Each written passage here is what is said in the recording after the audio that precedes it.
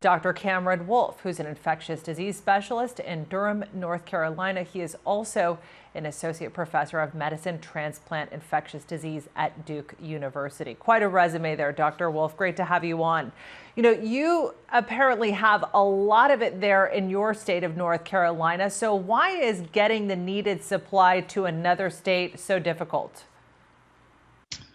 Yeah, I wouldn't say we have a lot of it, but we have enough that it's been okay for our patients. I think the big challenge is that this pandemic, as was just mentioned on your article, has been very different in different states. Florida, Texas, Arizona, Georgia have run dry.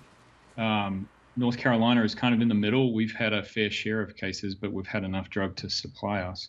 And yet states up in New England or Chicago and elsewhere have in fact got stockpiles of the drug sitting there that they've not had a pathway to reallocate. And so it's pretty difficult actually for an individual clinician to ship a medicine like this to colleagues further south who may need it. There needs to be some level of federal oversight on that. And it's not been able to keep up with the pace of the changing pandemic. So what's happening with the distribution? Well, so the distribution in theory should have been matched with the pace of presentations to hospitals. But unfortunately, what's happened is that it's kind of lagged behind that. So in fact, as we've seen cases really escalate in say, Miami-Dade, they have not received a distribution that's kept match with that based on the data that they've sent back to the federal government.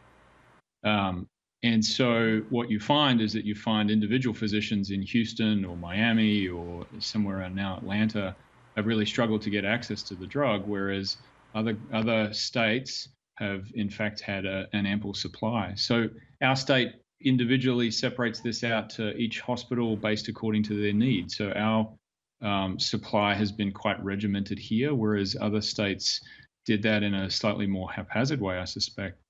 And at the end of the day, that's not really matched a very changing demand. We'd love to be able to reallocate that, but there's not really a vehicle so far to do it. Dr. Wolfe, we know that this drug, it's been widely reported that it does reduce risk in death in severe COVID-19 patients. What does the science say about it right now?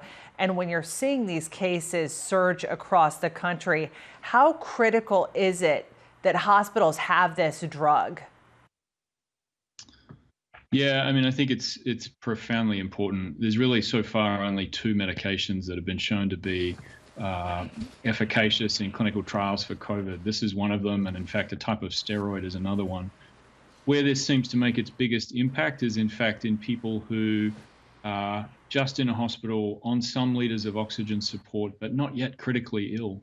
So there's actually some desire to get it to folks fairly early in their admission. So what pains me about sort of the issues going on in some of our busiest states at the moment is just as people come into the hospital, when in theory this drug would have its biggest impact, they can't always get access to it. It's definitely life-saving for folks who are in that early phase of their illness.